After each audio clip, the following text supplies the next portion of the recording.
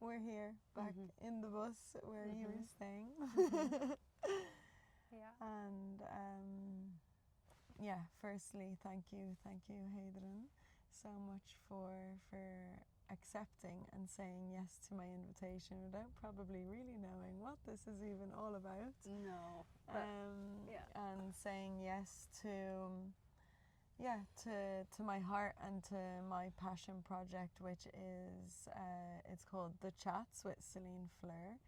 And so at the moment I am gathering beautiful chats with people that I really feel a yes and a leaning in towards and a magnetism towards, and you are that person.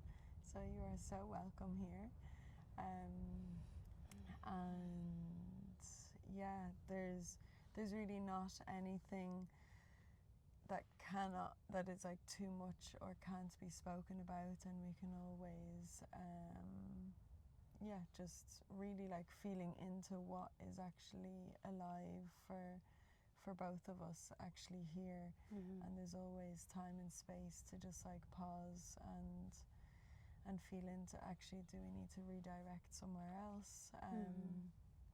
And yeah, this is really a space as well for people, the World Wide Web, to get to meet you and get an insight into your world and into your heart and into your offerings, and also maybe a bit about your heritage, because we are in Iceland.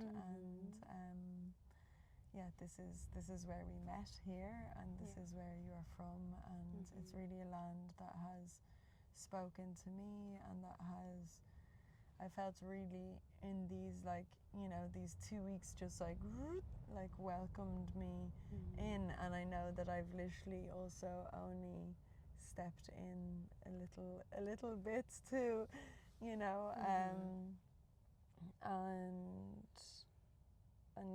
I can already sense that, in you, the magic, the fairiness, the connection to the other world and to nature.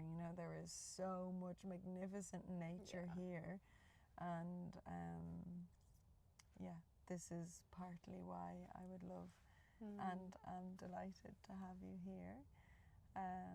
So my darling, would you like to introduce yourself? Thank you so much for having me. I'm really happy to be here with you and see what unfolds in our chat. I mean, we're just coming out of this 10-day initiation portal retreat in the depths of winter in Iceland, and I mean, 2 days ago, so it's very fresh. And I'm really happy to be here and to have found you. Feel a deep resonance in my heart. With you and your heart, and just some kind of familiarity.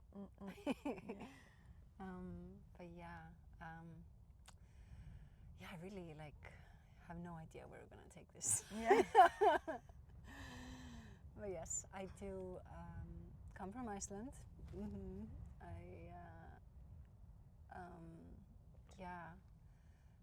I deeply love this land, and feel like, I'm just always getting to know more and more of it, and it's just like a relationship that I really love. I really love to see how it unfolds.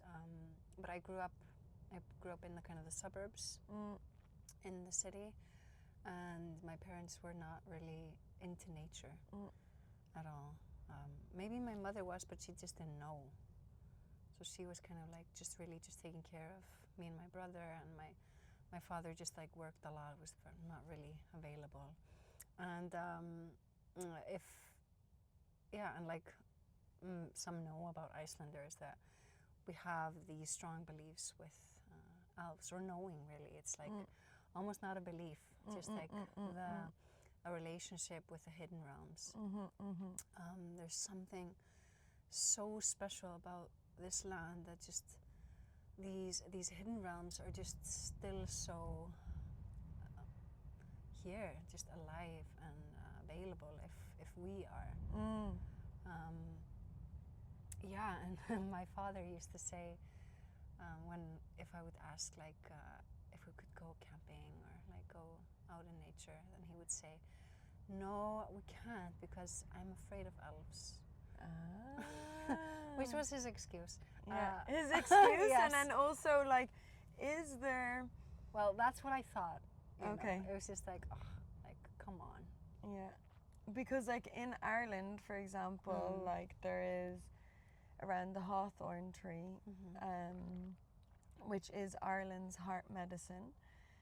It's, you know, it is actually like known, because then it's like, oh, within folklore, and then some are like, oh, it's just myth. Well, just, you know, but with, for example, with hawthorn trees, like farmers, they will not ever cut down a hawthorn tree because they know, like the fairies and the unseen world. A lot of cases have been that, okay, a farmer, okay, I'm just going to cut down this tree, and then literally the next day his leg is like cut off, you know, when he's out. Wow. With, what are those? I can't think of it. Anyway, with the hay, anyway, sliced off. A bit gruesome, but it's just like, yeah, it's not made up. It is very much real. And so I just, on that, I just wanted to, is there stories, you know, here from, you know, that your dad had this fear because he heard of it, or is there, are there fears around elves, and what are the fears, or what is the relationship that, Like, generally, I don't feel like people fear elves, but we know about them, you know. It's like we have a lot of stories in the countryside, but there are also like places within the city that are very like associated with elves. And like, funnily enough, my dad actually lives in the town that's like mostly associated with the elves right now. It's like this kind of town. This is like built on lava fields, and has like all of these elf rocks. So usually the elves, they live in like massive rocks, and I cannot see them, but I do sense a presence, and you can really feel it, like when there's something there. It's like, you know, you feel a person. It's kind of the same thing, but it's like, it's a different feeling, like with this kind of rock, or like sometimes hills as well. That's like where they are mostly, but then we do also have like the energy of the dwarf and dragons and fairies and and trolls. Trolls would be more something that would be feared.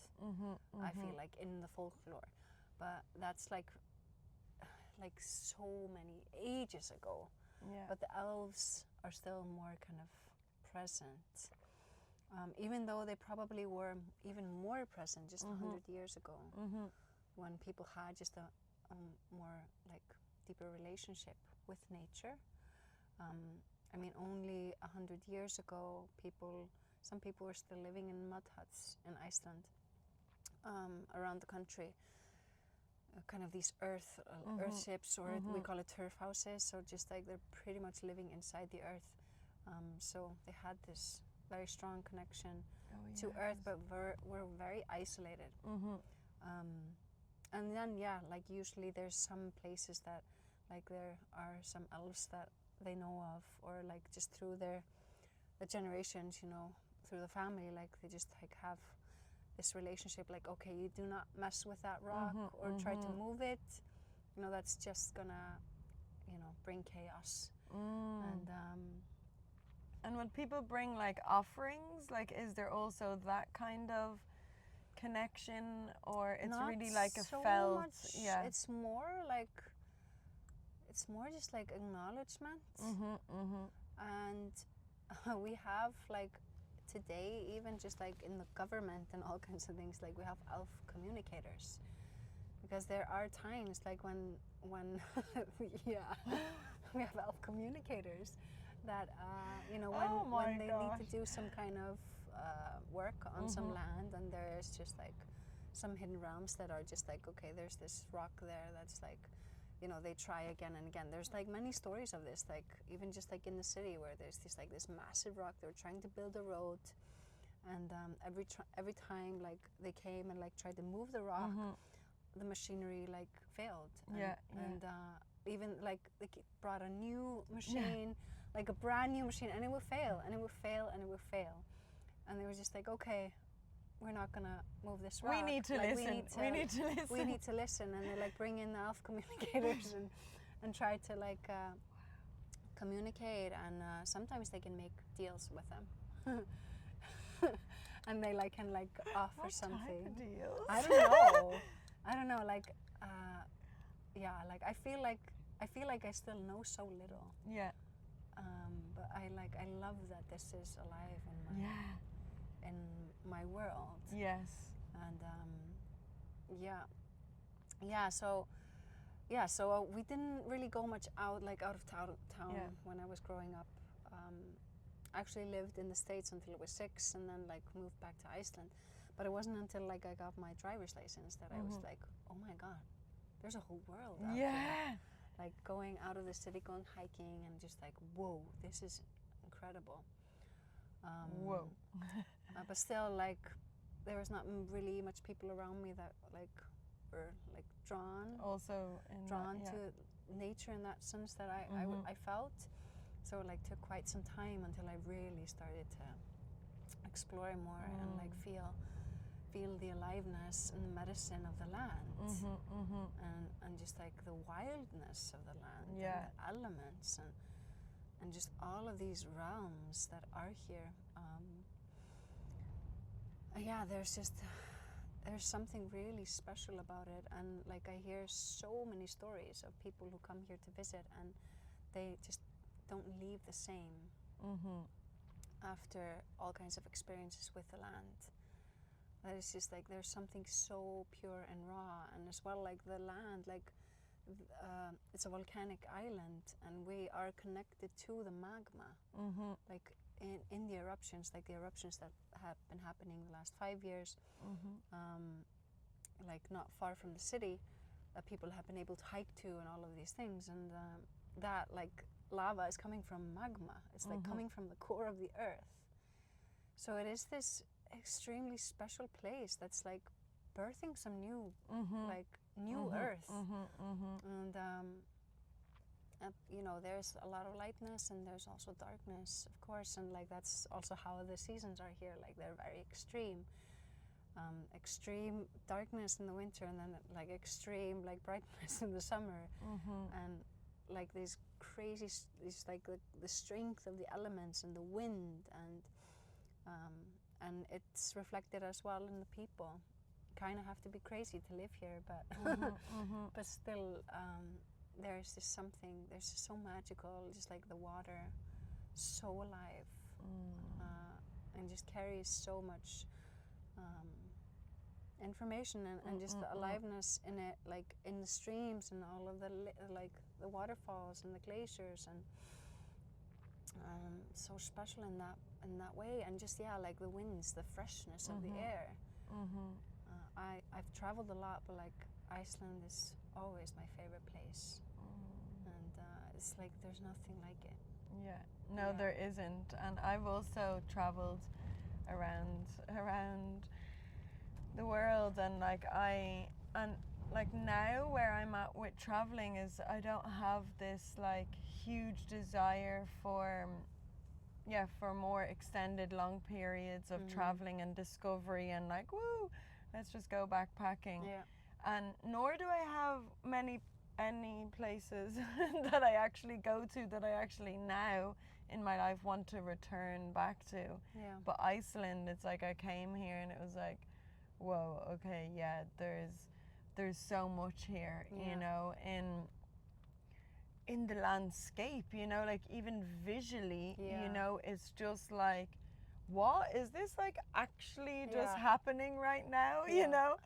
And and so funny. So Heiðrún actually has one of these, and she shared with me where to get one in town.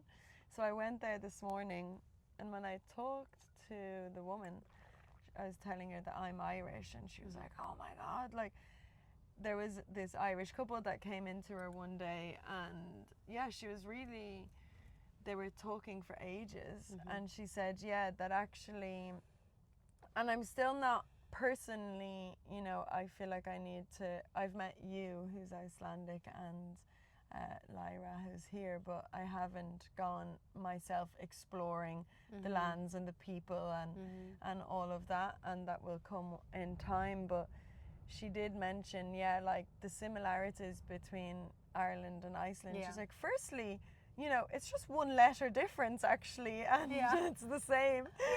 And that's so true. And she was like, yeah, that also in terms of like the weather, you know, that like same way here, indefinitely a more extreme way, but like, yeah, as literally you mentioned, you know, you need to adapt to these extremely strong winds, then the rain, then it's sunny, but it's like Ireland in a, I would say, more micro way of that expression of that. You know, in Ireland every day you could have rain, it could be thundering, it could be sunshine, it's like, it's cloudy, it's everything at once. So you literally, you can't just leave the house in a jumper, you know, you have to be prepared, and it's like the same here. And then because the land is giving us that experience, then we internally need to be like flexible and adaptable, and just like, okay, right, we thought, you know, I was only thinking this was it like yesterday with the really strong winds here, and I was like, yeah, like people must, okay, yeah, we're gonna go on a hike, okay, no, we're not gonna go and do that, or just like planning certain things, and then it's like, actually now I can't. There's like, it's hilarious, like we have a really hard time with like planning ahead. It's like we're such like last moment, like, and even like if there's some kind of gathering, like we're all late. It's like we're really late, and we're really like last moment. Okay. It's like it's kind of like, it's really hard sometimes. Plan ahead, because people are just like, you know, I'll have to see how I feel and like what's going on. And how the winds are blowing. And it's like, like, okay, let's put it down, but I'm not sure.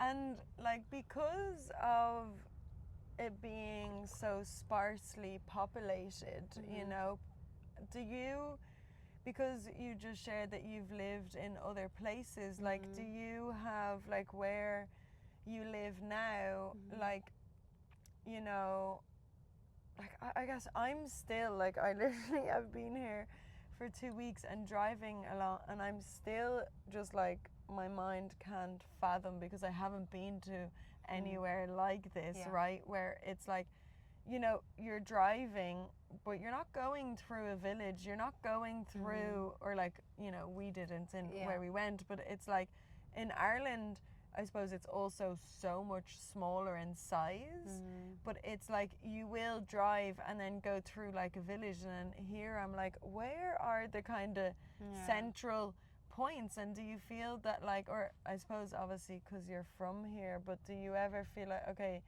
is it far to then go to like a shop, you know, and get things, or is everyone just totally adapted to, their neighbor is 40 minutes drive away? No, it's like if you live here in the, like the city kind of area, then it's all pretty, you know, short. And then there are like some villages or towns that are like outside, which are like maybe like 40 minutes to an hour. And usually there's everything there, you know. But I live kind of like in the countryside where there are no shops or anything. But I think it's just the, you know, type of people. Thank you. It's like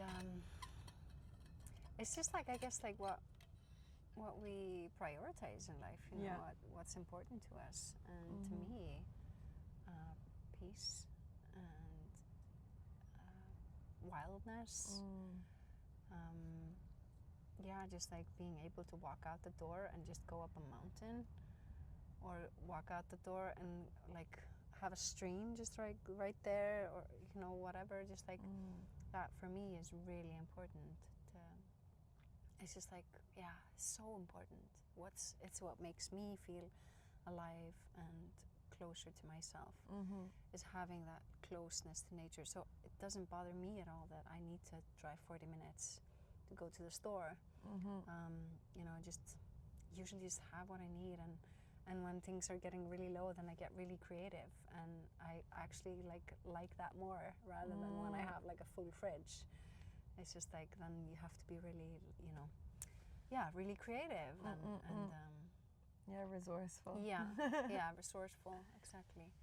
And are you living like off grid right now, or are you like, is your electricity connected to the main? Yeah, it's connected. Like, electricity is usually like, it's all kind of electricity and water. You know, you can, pretty much everywhere. It's like you have to be like really far out somewhere, like in nowhere, for no electricity or running water. Like, but there's usually always like. Here, is it the case, like physically here, like the hot water that's coming from geothermal, and then is it the same with the electricity? How does that? Do you know anything about that? I mean, I'm no expert, but mostly like the whole country, or like all like towns, villages, the city, is powered by geothermal energy. Yeah. And that also means like the hot water that we have like running in the sinks and the showers, and also in the radiators to heat up the houses, is all just hot water straight coming from the earth. So it's not heated up. It's just like boiling water, just like a like endless flow of boiling water that's just coming from the earth. But that's not everywhere. You know, there are areas in around the country also, like there is actually geothermal activity where I live, but I don't have that in my house. So I have like electricity for heating, and as well heating the water. But I have like a water well, but it's just like cold water. Okay, amazing. So usually like summer houses. So your water doesn't smell of sulfur when you have a shower? No. But like for me, that I don't even smell it, and when I like go away for some time and I come back home and I smell it, and I'm like, it's just like, I love it. It's just such a like a homey smell. And you know, like, so over these 10 days when we were in this initiation, Heiðrún was am I pronouncing your name right? Yeah. Heiðrún, that was really our anchor into this land and bringing us to all these mystical places. And one of them, we went on, wasn't it? Yeah, our last day, and we went hiking up into Reykjadalur. Yes. A hot spring valley. Yeah. And where was I going with that? I think just how amazing that, like, you know, I had been to a hot spring in Spain that, you know, it was definitely hot, but this was like boiling, you know, and you were even saying, like sometimes, you know, in the summer, wasn't it, that you just couldn't, like, you'd need to be very careful with certain places or areas that people have gotten really... Yeah, that's more like the geothermal kind of like because there are places where there's this activity and it's kind of like this mud, boiling earth, like these pots, I guess, or pots of this, and it's like being careful around them. It's like, there are cases where people are just like really, really stupid, and they just like put their finger in there or their hand, and it just like, it's like 1,000 degrees or something. Yeah, that is like And- so mind-blowing Yeah. to me, you know, in Ireland. Like that's just like we don't have hot springs, you know. Yeah, like the only thing, like here, like there will nothing harm you. Like, Yeah. there are no really poisonous plants or poison animals or insects. We don't even have like mosquitoes or anything like that.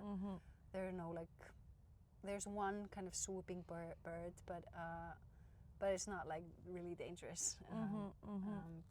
The Arctic tern, which is like a magnificent bird, has like incredible flight. It's like a helicopter. Anyways, but yeah, the only thing that can harm you here is like the wildness of the elements. Like the wind can blow you up, and the earth can swallow you. Yeah. And the ocean can just take you in certain places. And like it's a big problem actually with tourists, because they're just like really not mindful of the force of the nature. Of nature, here. It's like so wild and unforgiving. Yeah. It can really like make you face, you know, some yourself. Yeah, also. face yourself and Definitely face the yourself. wildness of the elements. And what has been, you know, like that's what for me is like so amazing, and what like really I think a part of what draws me in, right? But it's like for some people that could also be just, you know, nearly too much because of generally the way a lot of the world live, you know, like wildness within themselves, you know. Of course then it's mirrored in their landscape of where they live. Yeah. And it's just like, oh, you know, when I go to places, you know, and that where I haven't been, or a certain landscape that I haven't been to before, like for example here with the ice and like the snow, like I'd been, you know, for example to the French Alps and skiing, but it's very different skiing, like for me anyway, just like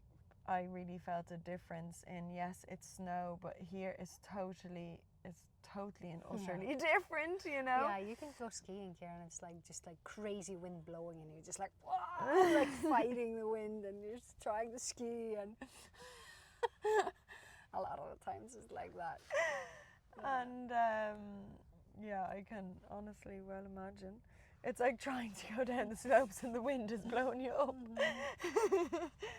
And yeah, there was just a piece around, yeah, like I guess maybe, I'm not sure exactly what wanted to come in around the wildness, but just like, yeah, just to name how impactful it is to have places in the world that are still untouched, you know, so that the likes of me, but also so many others, can come and connect to this wildness that they have within. That is our birthright, you know, like we as humans are wild, and this way of living that the majority of the world are living in, that has so much of these, you know, comforts and things that actually, you know, don't get me wrong, it's great, and it also, I see, inhibits personally massively a different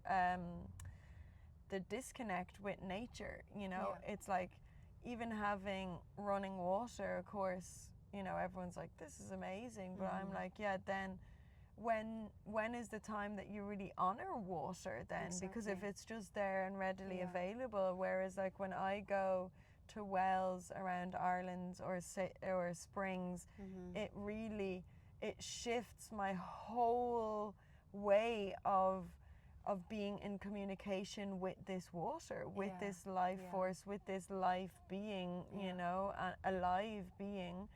And it's like I'm personally trying to find the, you know, the in between, in a way, like maybe I won't find exactly, but it's like I know that for me, I love and need wild water, you know, like we are mostly water, and it, you know, for our cells to actually be hydrated, we need certain types of water, and the water here that you've like shown us, you're like, yeah, see here, that's, I was like, oh my God. And it was, yeah, I put it in this bottle and it actually stayed like icy cold for ages, and I was like, yeah, it's just so, like it feels like it quenches a thirst like it never has before. You know, it's like sometimes, you know, when you actually really connect in with waters and you've tried them around the world, even when they are like spring, you know, from a spring and well water and not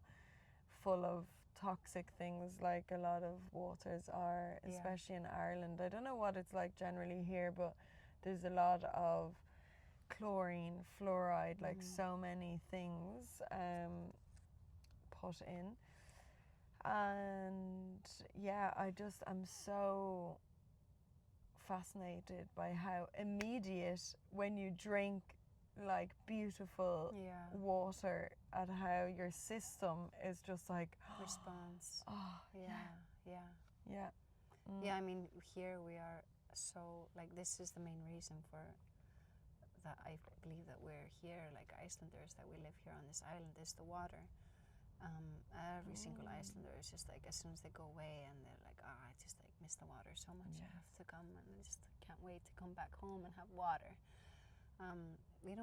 There's like, water is just clean here, like the water that's in the sinks, everything is just coming from nature. Obviously it's been running through pipes, so it's kind of lost its structure in that sense, because that's all like really like kind of straight and square, and that's just not how water moves in nature. So it's very different when you drink water just from a river or stream, and where it is actually, you know, moving and has this life force within it. And you know, it's just so wild to me as well, just like generally, like most of the world, like a big part of the world is like drinking just water that's just been sitting there. Yeah. You know, just sitting there. Stagnant. Stagnant in plastic a lot of the times. And also just like kind of been manipulated in some ways, and it's just kind of dead.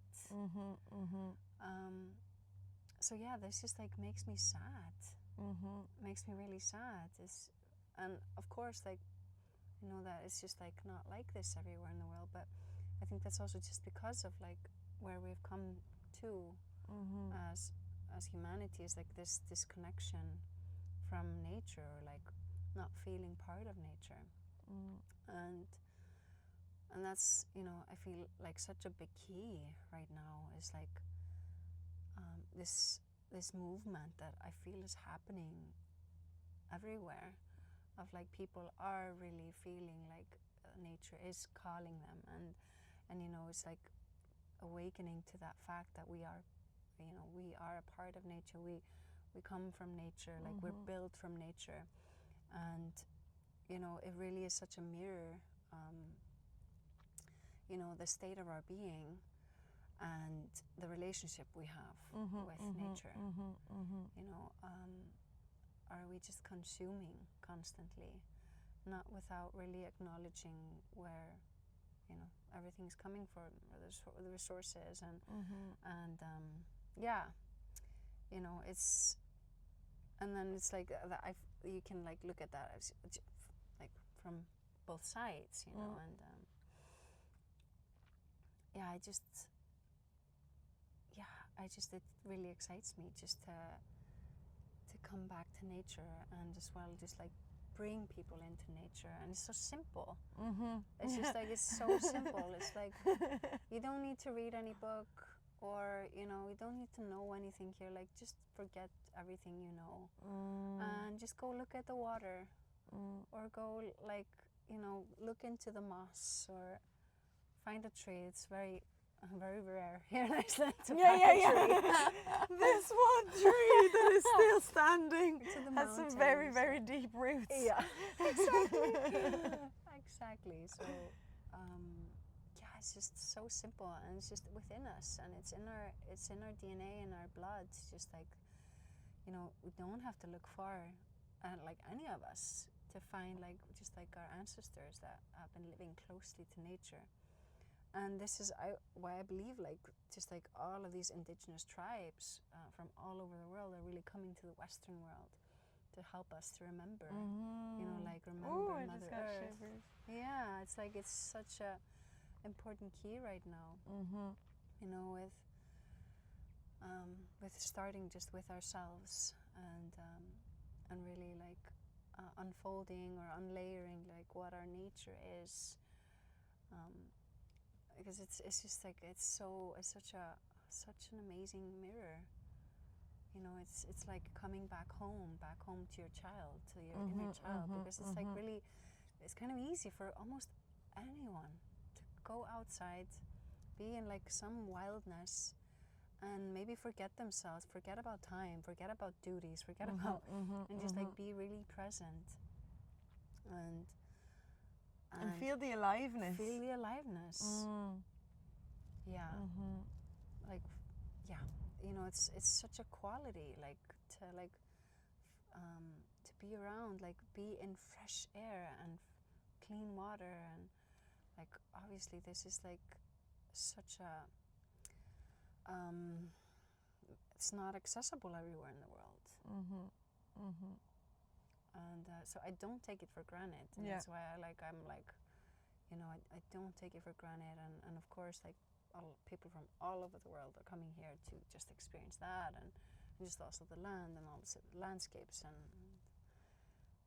yeah, creation. But yeah, there's something about it that just like can really be a bridge for that remembering of who we are, like behind all of it, and that we all come from the same place, and like this is all our home, even though we have like all of these different qualities of like how we are expressing, and like, you know, every kind of country or land, it's like has its has its medicine and its qualities and energies, and you can feel it in the people. You know, I was working in the Highlands. I've been working in the Highlands these last 3 summers, and there's this place called Landmannalegar. It's like this rainbow mountains, and like incredible. It's like incredible place on earth. I love being there. I was like not really doing anything special, like working there, like the work itself, but just being there. It was just like such an excitement for me to spend time, like a long time there. And I would be seeing like all kinds of groups of people from all over the world, and so like interesting to feel the different qualities and energies that like each and every kind of group carries. And it's like, wow, like it's like we're here to like I don't know, like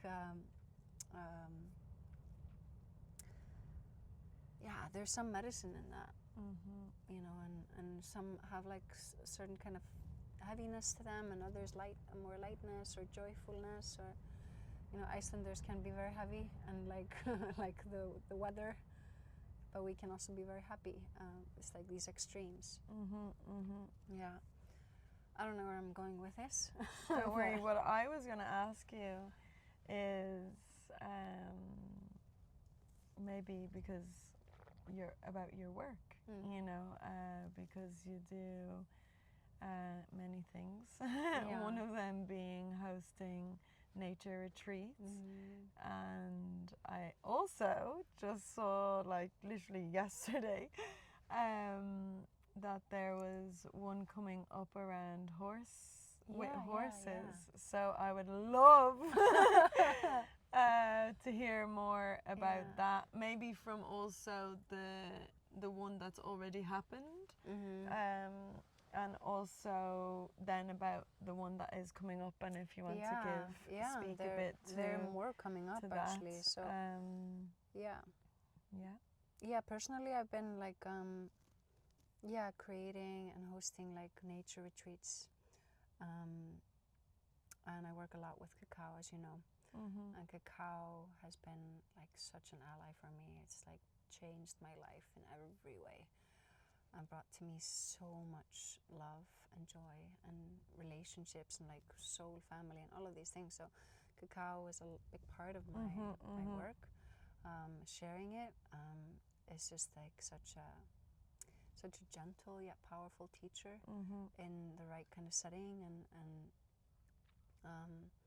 yeah, like it's just spread out through the world now so fast, and I think there's a big reason for that, because it's just like all of us are just going through this massive heart opening, and it's just such a support in that, and that's why I love it. And yeah, so like the nature retreats are also just like with cacao, and kind of how you know, it's just like both like deepening into that listening and that presence that is to be in the heart. You know, when we start this journey of opening the heart, it can be, you know, it's such a beautiful, can be difficult, but, you know, mostly just like this really beautiful journey of like coming back to our senses. It's like really coming back to our senses of like sensing and feeling and relating and connecting. Yeah, so I just love to weave that together, you know, just like being in nature, just like having no kind of, you know, being this like in this timeless state, like this kind of childlike wonder, and just allowing us just to be and receive what is, and really like embrace what is, and be both just with ourselves but also together. But yeah, like the horse work is pretty recent in my life, and quite a fun surprise. So I've always been very, very connected with animals, and have like a deep sense for them, and definitely like always loved horses, but never been like in horsemanship, not like kind of like in that sense. But yeah, last year an amazing woman or friend now called Aniela with Riding Wild reached out to me. Well, actually now this is like around a year ago, when she was reaching out to me. I wanted to bring her work here to Iceland. Because where is she based? In California. Ah.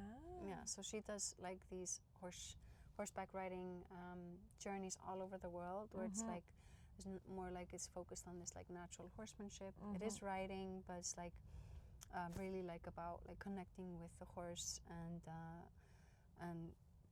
it's in sisterhood. So it's like all women. The trips that she does, and yeah, she's a magical person, being. Love her very much. So yeah, like through a common friend, this is like a really, really random connection, like a friend that I haven't been in contact with for years and years and years. So she kind of like referred me to her, and all of a sudden I was doing this horse work, and yeah, I hadn't been riding horses for years. I actually done a horse retreat like years ago with another Icelander. Like facilitated? Yeah, like co-facilitated, like more kind of like some cacao ceremonies and things like that, and like in it.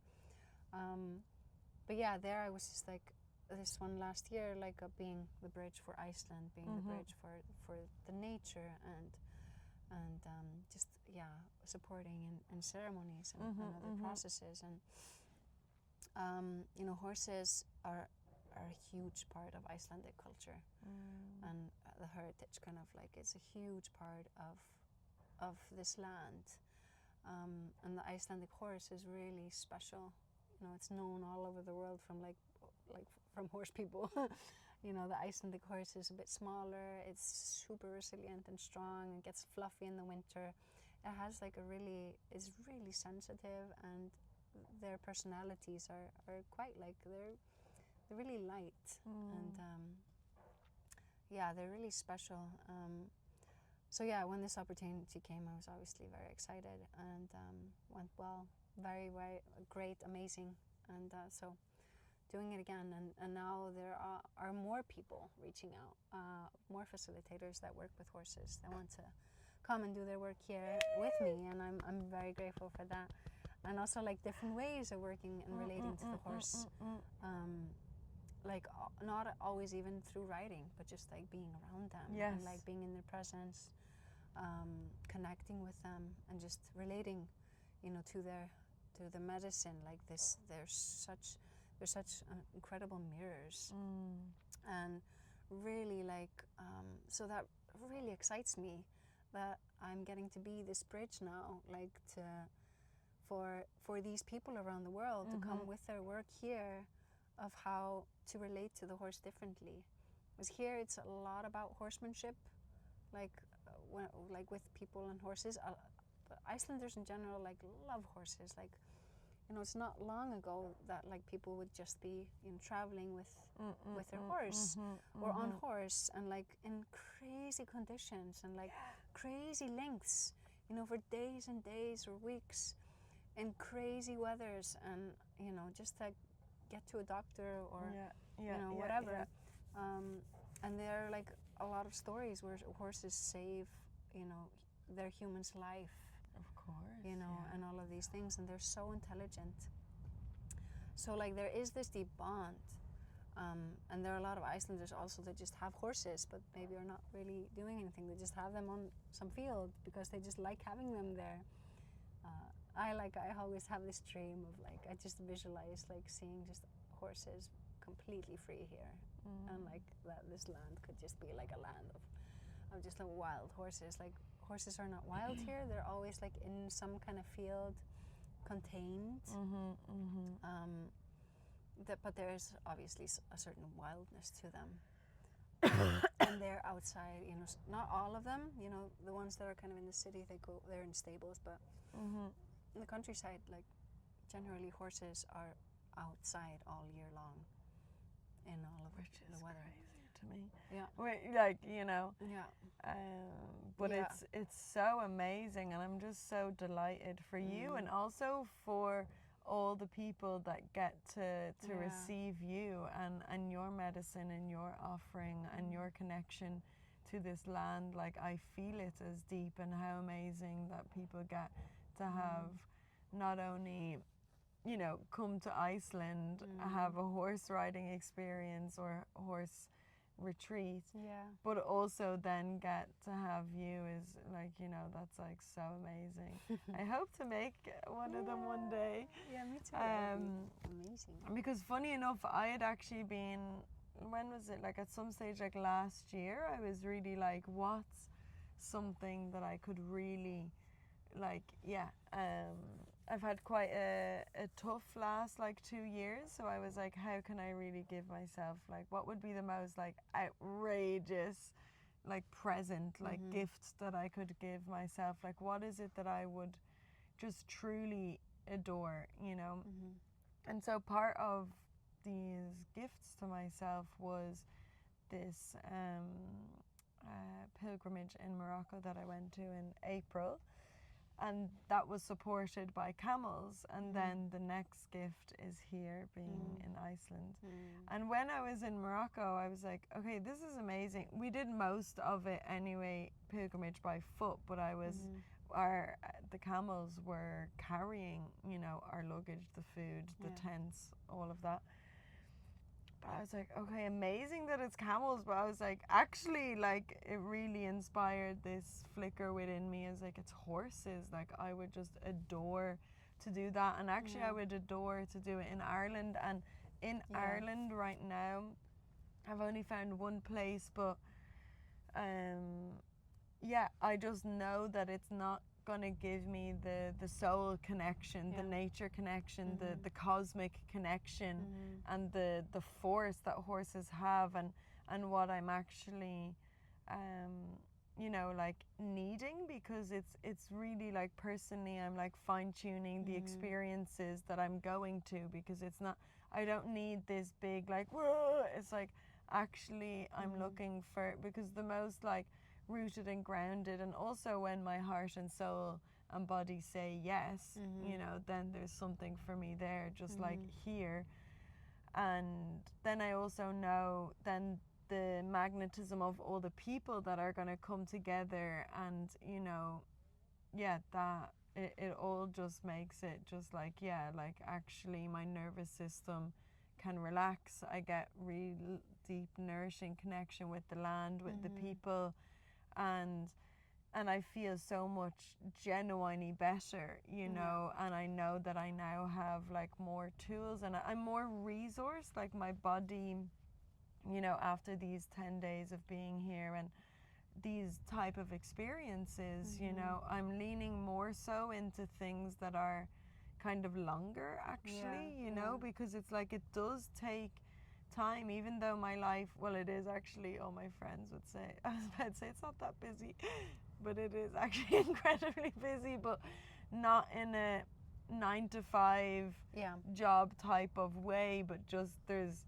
a lot of different projects and things going on, and that's also what I love, being in service to all of that. But it also means sometimes I can just like I am doing too much and my system does just get overloaded, and then if you add on, you know, an emotional stress and life and that things just kind of get a bit compacted within me, and actually what I've found is having experiences like this that is like, you know, deeply like clearing the like going into the little parts within the body that it's just been there and now it has space. It's not going to come, things do come out on day 1, 2, 3, but it's like the longer it is, then it's like, okay, and now, okay, because this sense of safety within my being, my body,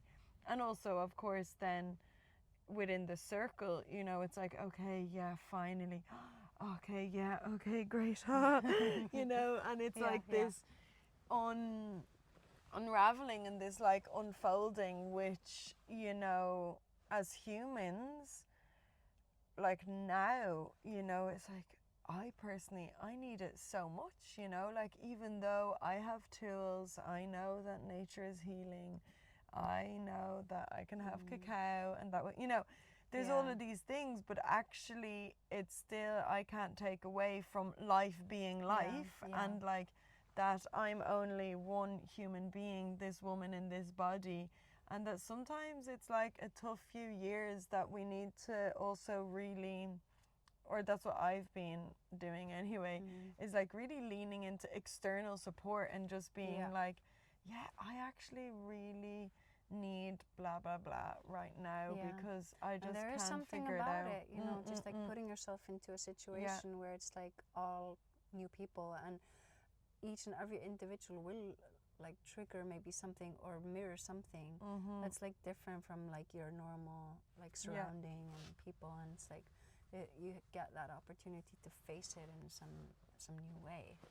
You know, if it's like a new land or just like generally the group. It's like always such a perfect kind of constellation of who feels the call to be in, you know, every group and whatever it is that we choose to, like we feel that yes towards. It is such a medicine to like really immerse for sure into some like just like change the energy, you know.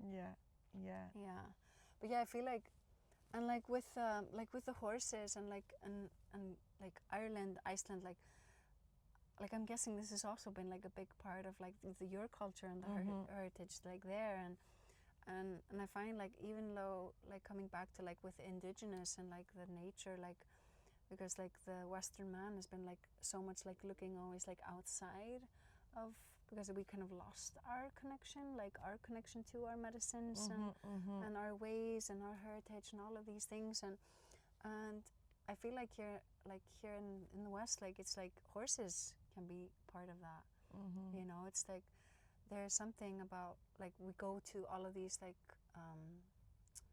these places around the world to learn and study about like all kinds of ways and traditions, and then, you know, I found myself like three years ago where it's like I'd been in Guatemala a lot and Mexico and studying yoga, and then I was like, honestly, like this all makes me just wanna like go home and really like know what is my culture and my heritage, and like you know, I'm connecting to these lands and going to sacred sites, and but then it's like, you know what, what about, you know, what my body is made of and what's in my blood, and you know, the wisdom that is already here and maybe just right in front of my nose. And you know, just like going back home and then starting asking more questions in my family, like, where do I come from? You know, what are the stories? And like, and also through my work of like energy healing and all kinds of ancestral healing, like seeing, you know, how like a huge chunk of like our personal traits and how we move, how we are in the world is a really big part of ancestral, ancestral trapped emotions and all kinds of programming and just like energies within our body and our field. And then when that's kind of all behind this, the curtains, like this kind of like, or it's in the subconscious, not really conscious, it's really difficult to like really break the patterns and like make something new. You know, the ancestors we have and like where we come from, there's both like great like heaviness, but there's also huge blessings. And when we like really like are like not like welcoming it, the heaviness, we can't receive the blessings. So it's like there's so much medicine and really just like looking like where do I come from? What is the medicine of my land and my people within me? And that's like, I feel like where you know, a lot of the real work starts to unfold, and where we really start to break these like patterns, you know, 7 generations back and forth and front, and this is extremely important, and this is happening like now at like rocket speed. And do you find, right, because it's so interesting, because I've also been to Guatemala and Mexico, and it's like, do you, because for me, I was away for years on and off back to Ireland, and then it was only like this time when I came back, like I did know anytime I went away, even if it was for a year, whatever, that I was like, I will just know when it's time. Like I feel that for my work, especially within the birth work, it is needed in Ireland now, you know. And then also it was this like nuance of, like, is actually Ireland yet ready and, you know, for, and when I say Ireland, essentially it's the mothers, the fathers, the family, ready for the type of support actually that I can offer, or not, you know. And so, because, you know, change does take time and all of that, but like I was like, okay, I'm gonna come back. My original plan, so I came back in August, and I was like, you know, the first thought was like December, and then it's like as soon as I came back, it was like, no, this is it. You are now rooting here. And so with it, that's like my reality and my story. But actually within Ireland at the moment, there's so many, you know, like of us that lived in other places that, you know, and they're really feeling the land is calling us back. And I wondered if in Iceland, do many of you also go and travel, and has there been that similar thread of like, okay, now it's time to return to the land? Yeah, in some ways.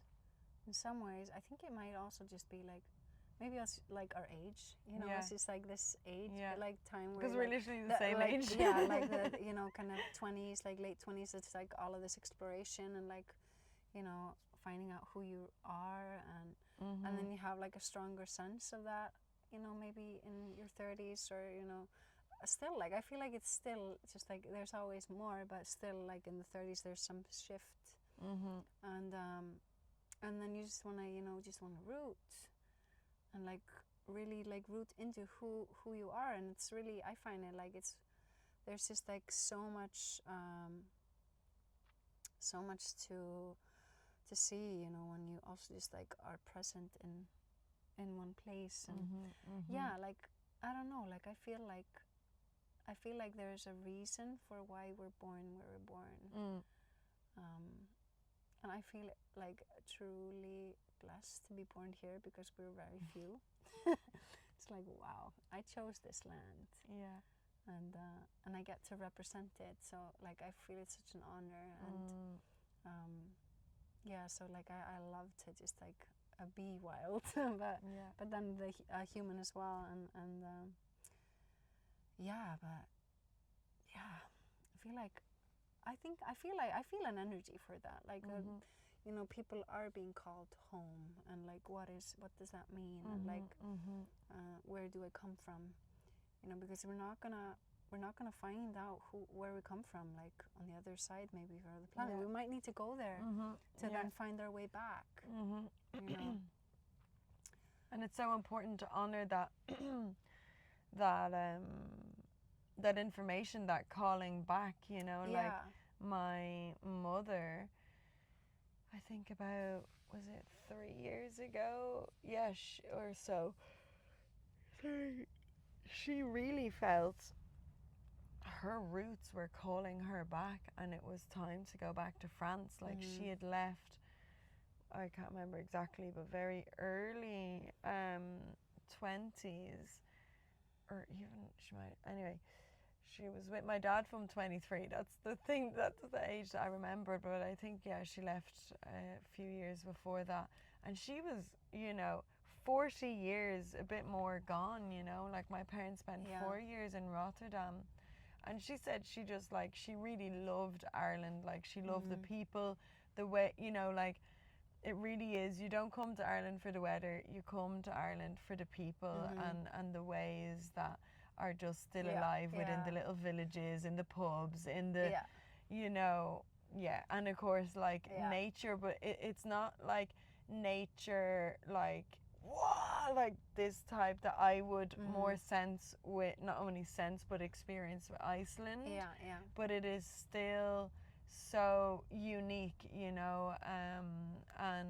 and just so beautiful and luscious and green, which like within Europe, like let's just say a lot of my French family, they come out and it's like, whoa, because it is, it is just so different to, and the wildness of the Atlantic Ocean then on the west of Ireland. Also there is there is that, and I'm so excited for you one day to come over. Me too. I've always felt like really drawn to like people from Ireland and Scotland, and always like really like, oh, there's something there, like there's something that just feels really exciting, and just like something familiar. I'm also really feel very called to go to Scotland and Wales. I've been a little bit to Wales, but it's really, and also with Rue, who is from Scotland and living there with his family, then I really felt like Rue was cooking for us. I really was like ignited this little, because there's actually a lot of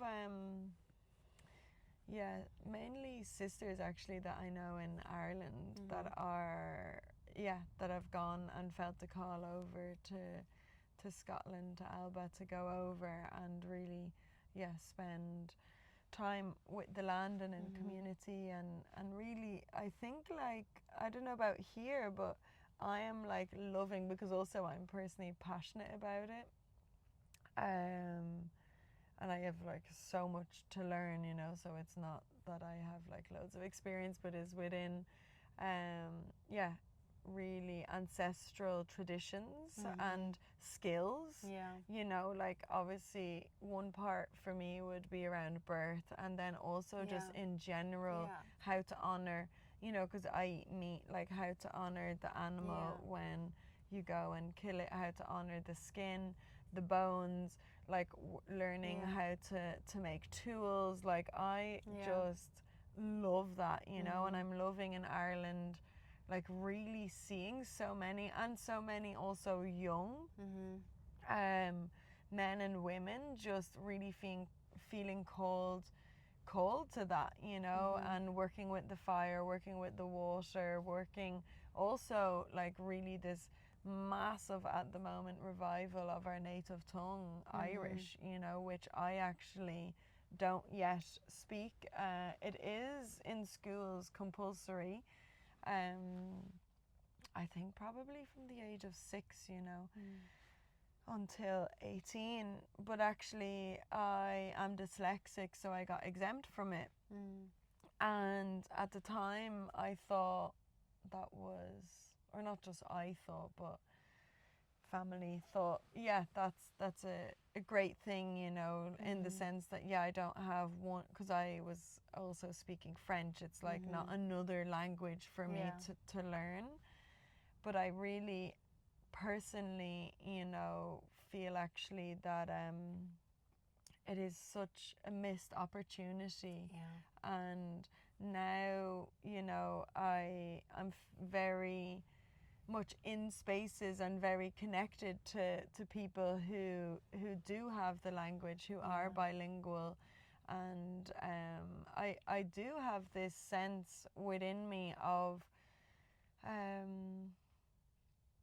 I suppose, yeah, like shame, or just like it is also like sadness, you know, of just like, yeah, I actually do want to learn, you know, like even as so many say, like it's better to have broken Irish than not at all, because actually once again it's like this calling of the land, I feel, is what is bringing out within so many, like, this, you know, the land is saying right now we need to really claim back our language, because language is everything, you know, and it is how we communicate, how we connect. And you know, we all speak English, which is not our native tongue.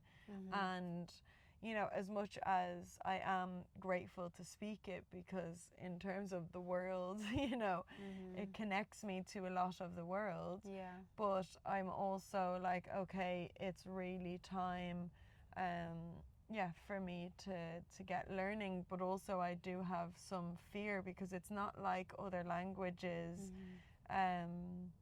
Even the structure of the sentences or the words, or even how you write out the words, it's not like phonetically. I think I'm not great with all those type of words, but I think it's like you can't, basically I can't just like read it out and be like, okay, this is how it sounds. There's so many different ways, and it all seems like a lot, but I'm also like, okay, you know, little by little. And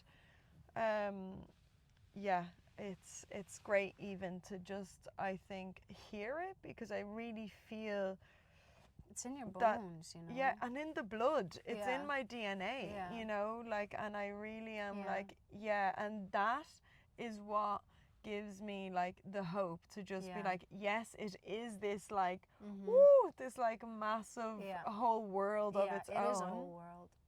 But you know, just like with everything, like just, you know, committing to a little bit, and even listening to stories, listening to prayers, and being in spaces, you know, then you're like, oh, I've heard that word, what is that? And then so I think this is really important. I'm going to just, okay, amazing.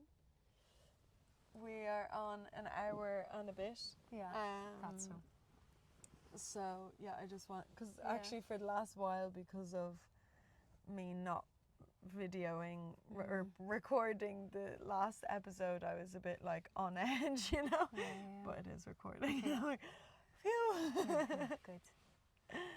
But no, language, like we're having like also like trouble with language here, like the younger generation. Like there's so much English around, just like with, you know, all kind of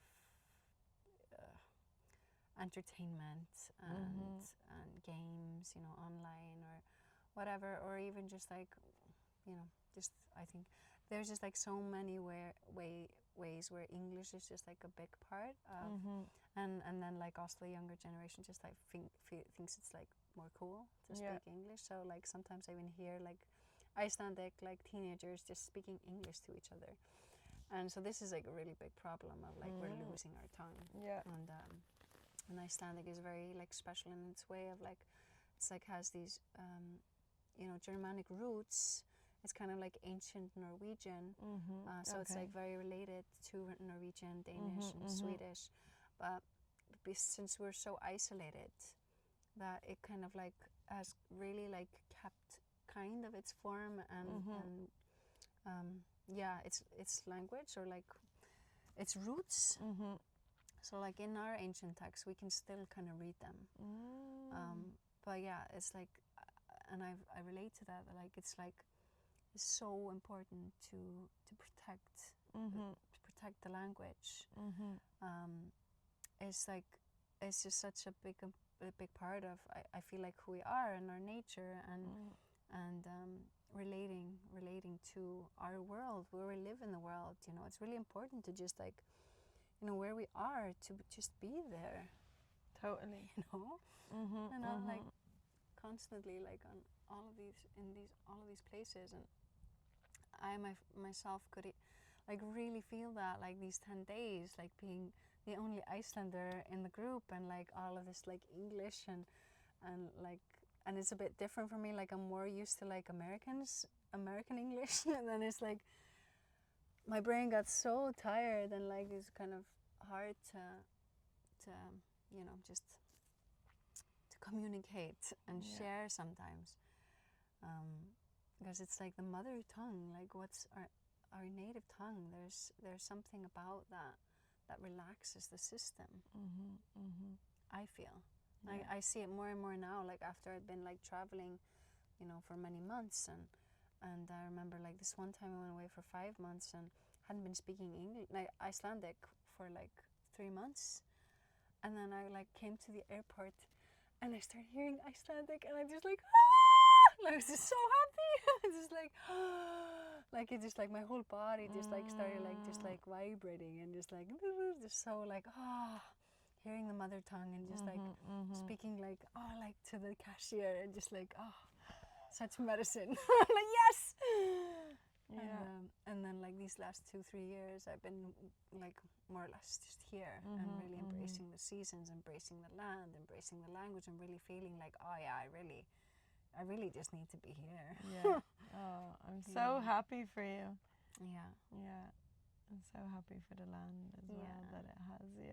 Yeah, thank you for coming to this land. Yeah, so welcome. Yeah, I Thank hope you. you get to explore even more of it. Yes, I will. I will. There's a lot more to so explore. Much more. It's like so many worlds on this island. It's like so many worlds and realms. I definitely feel like next time I would love a car. Or even just like, camper van, or like something to get, to just like, I remember you just said, because I was like, where would I go, getting all in my head, and you're like, just listen to the land and just like go. And I just think that would just be, it would be so cool to just like, okay, don't need the maps, and just like it's the internal maps, and just like really, you know, have this moment in the morning, connect with the land, and then just see where you go, you know, and just like, whoa. Yeah. Exactly. It's like that listening that we've been practicing. Yeah. Like that listening and like following the impulses. Yeah. Amazing, darling. Yeah. So thank you so much for joining me and joining us on this chat show episode. And now the darkness has arrived in for sure. in the outside the night world. Is here. The night is here. So I'm just really touched, and also like activated. I feel really like inspired actually by all of the topics that have just like naturally woven in, and it was so beautiful to get just like to hear more of you and what you are bringing here. So thank you so much. Thank you for having me. You're so welcome. And let me know when you're coming to Ireland. I will.